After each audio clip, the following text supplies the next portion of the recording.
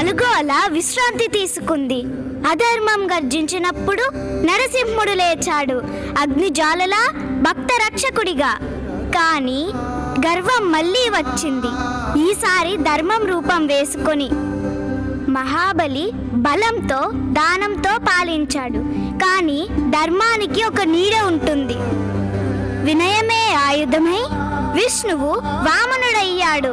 చిన్న రూపంలా కనిపించి లోకాలను కొలవడానికి వచ్చాడు. త్రీని పదాని దదాతుమే, ఇలా 5వ అల ఉదయించింది. వినయపు అల, వామన అవతారపు అల.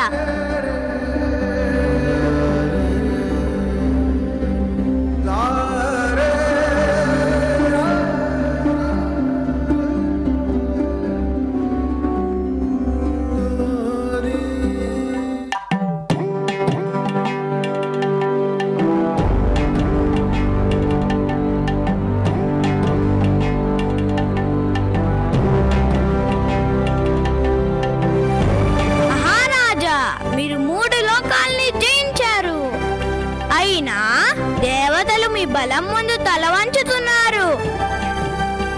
శక్తి అనేది పాలించడానికి కాదు, ప్రజలకు సేవ చేయడానికి. నా ప్రజలు సంతోషంగా ఉంటే అదే నా స్వర్గం. రాజా, ధర్మం రూపం వేసుకున్న గర్వం జాగ్రత్త. దేవతలు మీ పతనం కోరుకుంటున్నారు. పరమేశ్వరుడు నన్ను పరీక్షించాలనుకుంటే అది భయం కాదు, వరం. ఓ మహారాజా, దూర దేశాల నుంచి వచ్చాను. 3 అడుగుల భూమి ఇవ్వండి, అంతే కావాలి.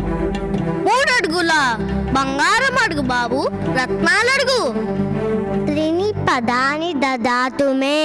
అసలు ప్రపంచమంతా ఉన్నా సంతోషం ఉన్న వాడికి 3 అడుగులు చాలు. మహారాజా, ఇతను బాలుడు కాదు, ఇతనే విష్ణువు. ఈ వరం ఇవ్వరాదు. విష్ణువే స్వయంగా వచ్చి నిలబడితే నిరాకరించడం ఎలా? ధర్మమే నా దానం.